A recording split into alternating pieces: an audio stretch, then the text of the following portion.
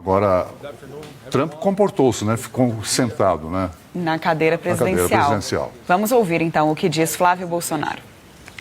Eu gostaria que todo presidente brasileiro pudesse falar inglês e não repudiar essa língua, porque é um sonho fazer com que inglês, espanhol e outras línguas sejam, de fato, universalizadas, sejam ensinadas para todos, além do português, nas escolas públicas brasileiras, porque um povo inteligente é o que eu quero. Ao contrário de Lula, que insiste em transformar a educação pública brasileira num grande atraso, alguém que se orgulha de dizer que quanto mais ignorante for o povo brasileiro, melhor para ele, porque quanto mais inteligente é o povo, menos votam em Lula. Então eu sou o oposto, e foi um pouquinho essa tônica que eu tentei passar para o presidente Trump hoje, em especial com relação a outras pautas, como o presidente do Brasil atual, ele beijar países que são ditaduras, que são comandados por Hezbollah, por Hamas, diferente de mim, que vou abraçar países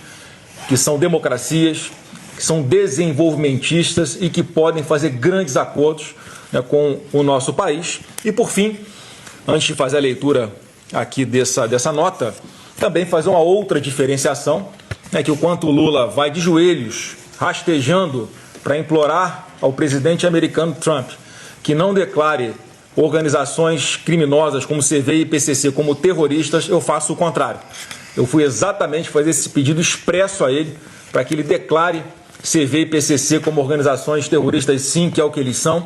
Nós temos aí um em cada 4 brasileiros morando em áreas que são dominadas por facções criminosas, que impõem as suas próprias regras, facções que são espécies de governo paralelo em muitas áreas do Brasil, e nós vamos libertar essas pessoas. Esse é o desafio, fazendo sim acordos com diversos países, não apenas com os Estados Unidos, mas como aqui na América Latina, com Israel, Europa, qualquer país que queira de fato combater o crime organizado, como nós vamos fazer a partir de janeiro de 27 com muita seriedade.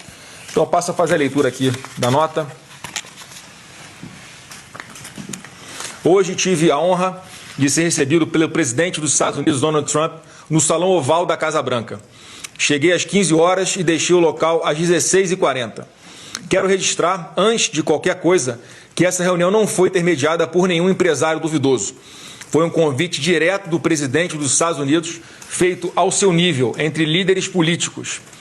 Agradeço ao presidente Trump, não só pela cordialidade com que me recebeu, mas por ter dedicado o tempo da sua agenda para esse encontro. O presidente está hoje no meio da negociação de um acordo histórico de paz com o Irã, envolvido no planejamento da libertação do povo cubano e lidando com inúmeros outros temas que demandam diariamente a atenção do homem mais poderoso do mundo. Ainda assim, separou esse tempo. Isso mostra um prestígio enorme, sim. E eu quero deixar claro, não um prestígio pessoal meu, mas do nosso país, do Brasil, que ainda existe apesar do governo Lula. Quero também registrar algo que, ao meu conhecimento, é inédito na história do Brasil. Nunca antes um presidente dos Estados Unidos recebeu no Salão Oval um pré-candidato brasileiro à presidência da República em pleno ano eleitoral. Isso não é coincidência. É reconhecimento de que existe hoje no Brasil uma alternativa séria, sólida e confiável ao desastre do atual governo. E que essa alternativa tem nome. O presidente Trump me recebeu com enorme cordialidade. A primeira coisa que ele fez foi perguntar sobre o meu pai. Perguntou sobre as condições da prisão, sobre como ele está, sobre como a família tem lidado com tudo isso. Foi um gesto humano, que registro com profunda gratidão. Ao final do encontro, o presidente fez questão de me presentear pessoalmente com uma Challenge Coin, a moeda de honra que presidentes americanos entregam como símbolo de respeito e reconhecimento, tradição que remonta às Forças Armadas Americanas. É um gesto raro, reservado a aliados de confiança. Mostra o tipo de líder que ele é e mostra o tipo de relação que existe entre nossas famílias e os nossos movimentos políticos. Ao longo do encontro, expressei ao presidente a diferença gritante que haverá entre o governo Flávio Bolsonaro e o atual governo Lula. Em vez de alinhamentos ideológicos com ditaduras e regimes autoritários, o que o Brasil precisa são parcerias estratégicas que enriqueçam o nosso povo, gerem empregos e tragam investimento, tecnologia e segurança. O objetivo central da minha visita foi oferecer aos Estados Unidos uma alternativa ao que o Lula veio fazer aqui há poucas semanas. Enquanto o Lula veio à Casa Branca fazer lobby para traficantes, eu vim fazer exatamente o contrário. Pedir enfaticamente ao presidente Trump que designe o quanto antes o PCC e o Comando Vermelho como organizações terroristas estrangeiras. E elas são, sim, organizações terroristas. Controlam territórios inteiros no Brasil pela força, submetem populações a seu próprio código e a sua própria lei, a sua própria justiça paralela. Executam quem ousa resistir, corrompem agentes públicos, infiltram instituições, intimidam testemunhas, ordenam atentados de dentro dos presídios. Operam em dezenas de países com tentáculos que afetam diretamente os Estados Unidos e o resto do hemisfério. Quem faz isso não é gangue, é organização terrorista e ponto. E combater o PCC e o Comando Vermelho é interesse compartilhado entre os dois países. Eu disse ao presidente Trump que a partir de janeiro de 27, o Brasil vai integrar o escudo das Américas, junto com os Estados Unidos, com a Argentina de Milei, com El Salvador do Bukele, com o Equador de Noboa, com o Paraguai do Penha, com o Chile de Kast, com o Panamá de Molino e com a República Dominicana de Abinader, formando uma grande aliança hemisférica contra o crime organizado transnacional e o terrorismo. Esse é o lugar do Brasil. É como protagonista da segurança das Américas, lado a lado com nações livres e soberanas.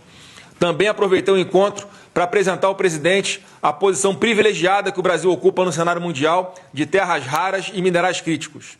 Temos a segunda maior reserva mundial. Somos a única alternativa real à China para o mundo livre. Sob o meu governo, haverá parceria estratégica de longo prazo nesse setor, com investimento protegido e reindustrialização compartilhada entre os dois países. Sobre o tema das tarifas, deixei claro ao presidente que, sob meu governo, não haverá necessidade de retaliação comercial contra o Brasil. Faremos um acordo comercial e de investimentos sólidos, bom para os dois países, na escala dos maiores acordos da história recente. Quero, antes de encerrar, fazer um agradecimento que é justo e necessário. Nada do que aconteceu hoje teria sido possível sem o trabalho do meu irmão Eduardo e de Paulo Figueiredo.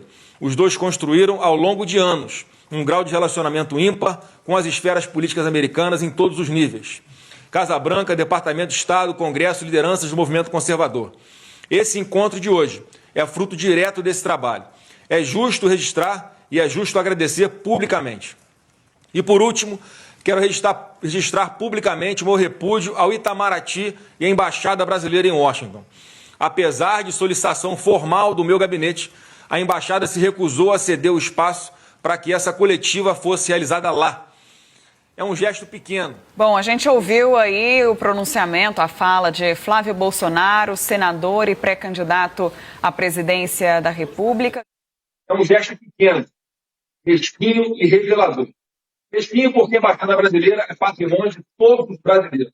Patrimônio de todos os brasileiros, e não propriedade pessoal do governo Lula. E revelador, porque mostra o nível de aparelhamento ideológico do Itamaraty sobre esse governo, incapaz sequer de cumprir um papel protocolar mínimo quando o assunto é um parlamentar brasileiro recebido na Casa Branca pelo presidente dos Estados Unidos. Fica registrado e fica o aviso. A partir de janeiro de 2027, o Itamaraty volta a servir o Brasil e não um projeto ideológico falista. Muito obrigado.